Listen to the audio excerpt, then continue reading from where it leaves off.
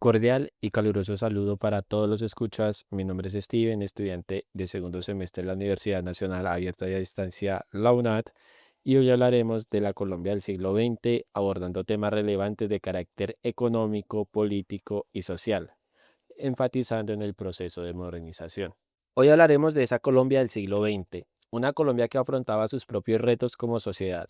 Yéndonos un poco al contexto histórico, la nación venía desempeñándose bajo la Constitución de 1886, una constitución de carácter conservador y una influencia importante de la Iglesia y el Ejecutivo en lo que a las decisiones de la nación respecta. Esta fue la Constitución de la Regeneración, que duró un largo periodo pero atravesó varias transformaciones o reformas. Más tarde, durante el auge de los 20, en la llamada Danza de los Millones, Colombia recibió un importante aporte económico por la pérdida de Panamá, lo que permitió invertir en vías férreas e infraestructura.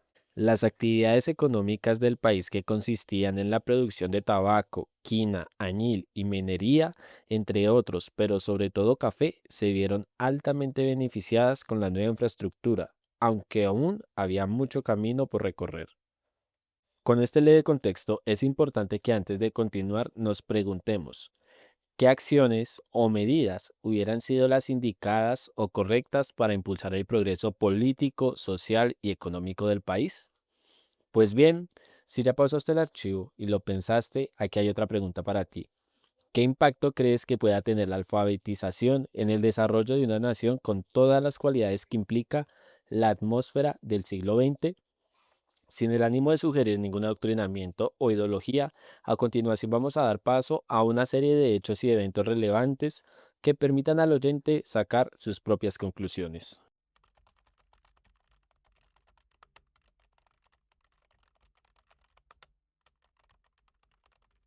Octubre 19 de 1929. Una gran crisis económica estalló desde la Bolsa de Nueva York, generando pánico financiero a nivel global. La caída del comercio internacional, cierre de empresas y un largo etcétera. Colombia también se vio fuertemente afectada por el hecho histórico y uno de los primeros cambios se manifestó en el ambiente político de la nación. Con la crisis financiera latente y la caída de los precios del café, que era el mayor captador de las divisas internacionales y de cualquier otro producto de exportación, además de esto la masacre de las bananeras de 1928, junto con 50 años que duró la hegemonía conservadora, terminó por impulsar al país por un nuevo gobierno liberal para el año 1930 con la llegada de Enrique Olaya Herrera. Con todo lo que abarcó la Gran Depresión, Colombia tuvo que darse a la tarea de producir localmente bienes de consumo que llevarían a la sociedad a involucrarse en los procesos manufactureros de primera mano, y con ello proteger e impulsar lo que paulatinamente se estaría formando como la industria colombiana. Para llevar esto a cabo fue relevante la intervención estatal, la cual, con aranceles y medidas proteccionistas, contribuyó a la articulación de la modernización colombiana. Y como es de suponerse, nuevos retos llegaron con esta etapa. Básicamente, entre la sustitución de importaciones a la apertura económica, el país vivió 5 periodos. Periodo 1. De finales del siglo XIX a 1931, el gobierno de Núñez y Reyes promovieron subsidios y políticas arancelarias. Periodo 2. De 1931 a 1951 se manifestó un aumento de la necesidad de la expansión cafetera y la entrada al mercado internacional cafetero. Periodo 3. De 1951 a 1970 se presentaron las políticas monetarias de crédito a actividades industriales, el modelo de sustitución de importaciones de la CEPAL y nuevamente se hicieron presentes las medidas arancelarias. Periodo número 4. De 1970 a 1990, la sustitución de importaciones y la promoción de exportaciones se alinean en una misma dirección. Periodo número 5. Desde 1990 en adelante, se eliminan las barreras del comercio y hay un desarrollo industrial. Considero importante mencionar que el proceso de industrialización colombiano es mucho menos lineal y está permeado por una gran cantidad de hechos históricos de carácter político y social que se hicieron presentes durante el transcurso de los cuales hablaremos más adelante. Pero antes, es importante que repasemos un par de situaciones importantes del relato. Es un hecho que tras la independencia, Colombia tuvo que asumir el rumbo de su propio destino. y para semejante tarea se requiere un país organizado, con cualidades que le ayuden a organizarse como sociedad y promover la igualdad y equidad para cada individuo, sin excluir y brindando garantías de calidad de vida. Pero tras haber sido un país extremadamente sectorizado en toda su historia y con dirigentes que no lograron ponerse de acuerdo en objetivos comunes, la realidad es que el país tuvo que aprender sobre la marcha, y esto influyó directamente en el desarrollo económico e industrial. El sustento de esto está en los siguientes argumentos. Primero, debido a que en Antioquia había una distribución más igualitaria de la tierra, la producción del café se vio beneficiada. Y esto es de gran importancia, ya que debemos recordar que el café se posicionó como la principal actividad económica del país por encima de cualquier otra. Y de hecho, desempeñó un papel importante, donde la acumulación de capital proveniente del café fue invertido en maquinaria y desarrollo empresarial, lo cual ayudó a superar los topes de capital interno que el país no había logrado rebasar. La importancia del capital humano. Aunque en Colombia la educación era gratuita, no era obligatoria y en diferentes etapas de la historia la educación estuvo a cargo de la Iglesia, de manera que regiones como Antioquia y Cundinamarca concentraron y fueron más susceptibles a la modernización, ya que era fundamental que la maquinaria y las técnicas de trabajo fueran operadas y puestas en manos de personas con capacidades y conocimientos básicos para entender tareas específicas y hacer cálculos que no eran extremadamente complejos, pero que sí requerían ciertos conocimientos. La falta de alfabetización excluyó a algunas regiones del país de las posibilidades de la industrialización, lo que generó cierta migración del campo a la ciudad, en busca de empleabilidad. Teniendo claro la importancia del capital humano, que básicamente determinó la industrialización moderna y en donde se asentaba, pasaremos a las características del proceso de industrialización.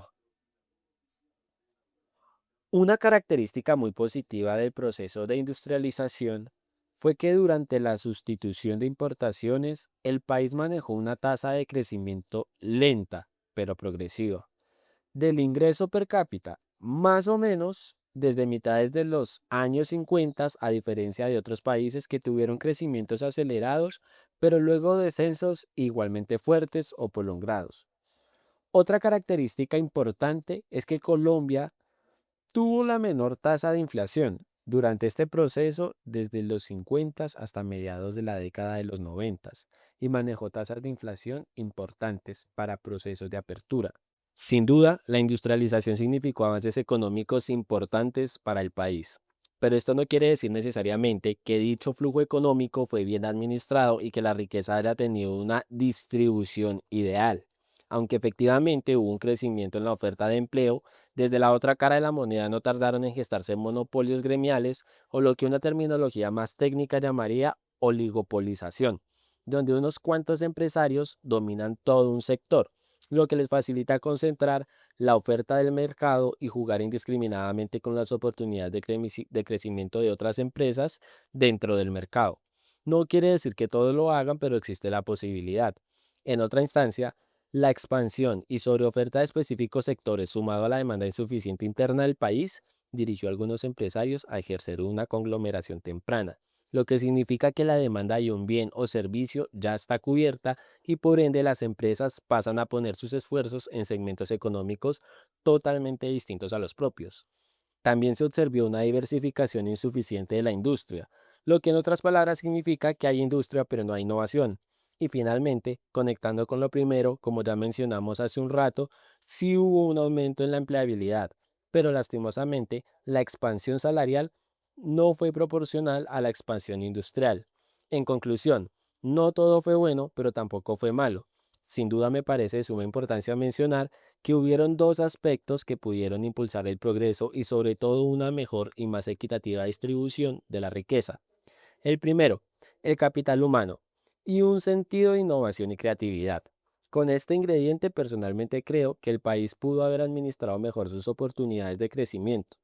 En segundo lugar, una intervención estatal más audaz, sin sesgos políticos ni intereses personales, pudo haber contribuido a una competencia del mercado más sana, más justa y con condiciones salariales más óptimas para los empleados. Siglo XX, entre la evolución y la revolución. Transitemos de la industrialización a otro tema de carácter social y político, aunque no totalmente aislado del económico, ya que hablaremos del conflicto armado y los procesos de paz que han recorrido la historia colombiana y que han sido hechos significativos para la formación de lo que somos como nación, sin mencionar que muchos de estos ocurrían paralela o contemporáneamente con la sustitución de importaciones y la industrialización nacional. Empecemos por el principio. Debido al abandono del Estado, las áreas recónditas y de colonización dieron ese ambiente y la atmósfera que necesitaron los ejércitos ilícitos para gestarse, pero su verdadero origen viene del campesinado. La realidad es que su surgimiento está relacionado, además del abandono del Estado, a la falta de ilustración de los acuerdos o contratos sobre la tierra y el trabajo, lo que se convirtió en un patrón fue que los hombres libres que vivían en busca del sustento propio y el de sus familias, los cuales en muchas ocasiones habían sido desplazados de sus tierras por el conflicto bipartidista, buscaran tierras que no estaban siendo producidas. Las limpiarían y las transformarían en tierras con cualidades de sembrado. A este tipo de personas lo llamaban los tumbamonte, por su función de retirar la maleza y trabajar la tierra. Pero como usualmente estaban financieramente quebrados, recurrían a endeudarse con la finalidad de sacar adelante sus proyectos agrónomos. Este tipo de contratos dejaba como prenda la misma tierra que trabajaban, pero los intereses por aquellos préstamos eran impagables en la economía inestable de la nación, lo que llevaba a los tumbamontes a ser expropiados por sus prestamistas y nuevamente desplazados. El prestamista se adueñaba de la tierra y creaba latifundios ganaderos que no ofertaban mucho empleo y básicamente este era el patrón de repetición que se vivía en la época. De manera que ese tipo de situaciones donde no había una ilustración o modelo de contrato del que todos los pobladores tuvieran conocimiento y sin un estado al cual acudir, la injusticia fue ganando terreno en este tipo de tratos, que por consecuente conducirían a la creación de autodefensas campesinas y luego a una privatización de la justicia con causas menos nobles y que beneficiaban a quien tuviera para pagar los servicios de seguridad. Se data que para entre los años de 1946 a 1965, los dos partidos tradicionales tuvieron su última confrontación armada, y en el 1948 es asesinado Jorge Eliezer Gaitán, gran referente del Frente Liberal, lo que desató grandes consecuencias en el corazón de la sociedad colombiana, de manera que para 1955 ya se hablaba, más bien se ejercía el llamado Frente Nacional, que era un acuerdo entre los dos partidos tradicionales para turnarse el poder. Los dirigentes de los liberales tomaron distancia de las autodefensas campesinas afines a su partido político y que también habían desempeñado un papel en el conflicto político. Pero con el Tratado del Frente Nacional no lograron desmovilizarse en su totalidad, es decir, los liberales olimpios aceptaron la amnistía, pero los comunistas o comunes no lo hicieron. Es así que en 1955 un ataque del ejército en Villarrica desplaza a los colonos o tumbamontes armados hacia Marquetalia, Río Chiquito, El Pato, El Guayabero, entre otros lugares donde se crean las repúblicas independientes. En 1954 el Partido Comunista es declarado ilegal por sus actividades insurgentes y peligrosas. Luego en 1961 se da lugar a una guerrilla más radical. Las autodefensas se vuelven ejércitos revolucionarios y para 1966 el bloque sur transmuta a lo que sería conocido como las FARC, que entraría a una guerra por el poder. Por otra parte, el ELN o Ejército de Liberación Nacional no tiene un origen campesino, sino más bien es un origen revolucionario desde sus inicios en el año 1964 en Santander del Partido Comunista, una izquierda liberal. En 1965 el padre Camilo Torres se unió a sus filas. Ya en 1967 en Córdoba, Urabá, nace una nueva guerrilla llamada el EPL o Ejército Popular de Liberación, el cual se desmovilizó en el 1991, mismo año de la Constitución. El M-19 o Movimiento 19 de Abril fue una guerrilla no marginal, es decir, se insertó en los centros de poder urbano y se desmovilizó en 1990. Hilando un poco lo dicho al principio con respecto a algunas de las causas del conflicto armado, el abandono del Estado y la falla de ilustración en los contratos sobre la tierra, el pueblo se volcó rumbo a una metamorfosis de injusticia a injusticia subjetiva, luego a una privatización de la justicia y finalmente a mecanismos de violencia con influencias de toda clase. desde las revolucionarias hasta las elitistas, ya que es importante mencionar también el papel de los paramilitares, las Autodefensas Unidas de Colombia y prácticamente el secuestro del DAS. Con este cóctel de conflictos es muy difícil ser indiferente y no tener reflexiones propias respecto a lo que como sociedad hemos tenido que atravesar. Aún hoy en día, en pleno 2026, el país no ha superado en su totalidad el conflicto armado. Y creo que parte de la clave para avanzar hacia la paz está también en la introspección y cómo nos autopercibimos como sociedad.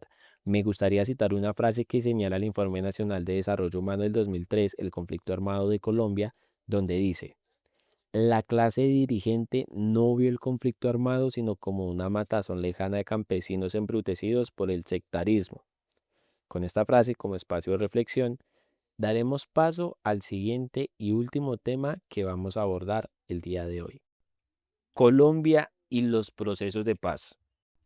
Hablar de paz para muchos puede llegar a sonar como un tema utópico, y en especial en un país con la trayectoria del conflicto que nos concierne. Y es que la paz también implica sacrificios y la necesidad de reinventarse no solo para quien entrega las armas, sino para el país entero. Abrazar una nueva realidad donde es difícil de evitar la sensación de impunidad que pueden dejar estos procesos o lidiar con las secuelas de años de heridas no es una tarea sencilla, pero es un cambio necesario para poner a disposición de un mejor futuro todas las fuerzas de la nación. Vamos a ver lo que nos cuenta la historia acerca de los procesos de paz. En el año 1984 surge el nuevo partido político Unión Patriótica, el cual llevaba las banderas de los ideales de las FARC. Pero el asesinato de más de 3.000 militantes, entre ellos un candidato presidencial, significa la caída del proceso por una década entera. En el año 1990, tras 15 años de lucha armada y sucesos que marcaron la historia del país como la toma del Palacio de Justicia del M-19, da el paso a la desmovilización. Su nuevo canal de participación política fue la creación del partido político Alianza Democrática M-19. Carlos Pizarro fue el candidato presidencial, pero al igual que sucedió con los candidatos presidenciales de la Unión Patriótica, fue asesinado. Otra participación importante del partido fue la gestión y promoción en apoyo a la Constitución de 1991, promovida inicialmente por el movimiento La Séptima Papeleta. De 1998 al 2002, el gran desacierto del gobierno. Durante este periodo, el presidente Andrés Pastrana liberó del control militar a la que sería conocida como la zona de despeje, con un área de 42.000 kilómetros cuadrados, donde se acuñaba 5 municipios de Caquetá y Meta. Lo que sería un área de paz y diálogo se convirtió en la fortaleza de las FARC, con el monopolio absoluto de la zona. Retenían secuestrados, daban entrenamiento militar a los combatientes y dirigían actividades de narcotráfico. El 7 de enero de 1999, Andrés Pastrana se quedó plantado junto con el resto del equipo del gobierno, que esperaban la llegada de Manuel Marulanda. Este hecho pasó a la historia como la silla vacía. Evidentemente, tremendo fracaso aumentó la incredulidad de la ciudadanía a los procesos de paz. Justicia y Paz, Ley 975. Entre los años del 2003 al 2006, los paramilitares se desmovilizaron. Algunos fueron extraditados a Estados Unidos por cargos de narcotráfico, dejando verdades sin contar a la nación. Las políticas estuvieron centradas en la desmovilización, pero básicamente hubo un énfasis muy mediocre en la reparación de víctimas. Es deducible que el gobierno de Álvaro Uribe no puso gran empeño en que el país escuchara una verdad que aún estaba por contarse. Al final del día, con todas las denuncias que habían de un trabajo conjunto entre paramilitares y el Estado, el gobierno era el menos entusiasmado en ser el blanco de tales señalamientos. Los acuerdos de La Habana entre 2012 y 2016. Este fue por mucho el proceso de paz que mejor estructurado estaba hasta dicho momento, y en mi opinión uno de los aciertos del gobierno. Se articuló con una estructura de 5 puntos más 1, que consistía en atender diferentes puntos de inflexión sustanciales del origen del conflicto armado y de sus consecuencias. Empecemos por la reforma rural integral que se enfocó en atacar la causa del conflicto, la tierra, y el método usado fue la constitución de un fondo de tierras, la entrega de sus títulos y los planes de desarrollo con enfoque territorial. El segundo enfoque se encargó de la participación política, asegurando 5 curules en el Senado y 5 en Cámara, aunque no contaran con los votos necesarios durante 2 periodos legislativos. El tercer paso fue la desmovilización, entrega de armas y reincorporación. Número 4. Programa Nacional Integral de Sustitución. Se trató como un problema de salud público y no como uno criminal. Número 5. El Sistema Integral de Verdad, Justicia, Reparación y No Repetición.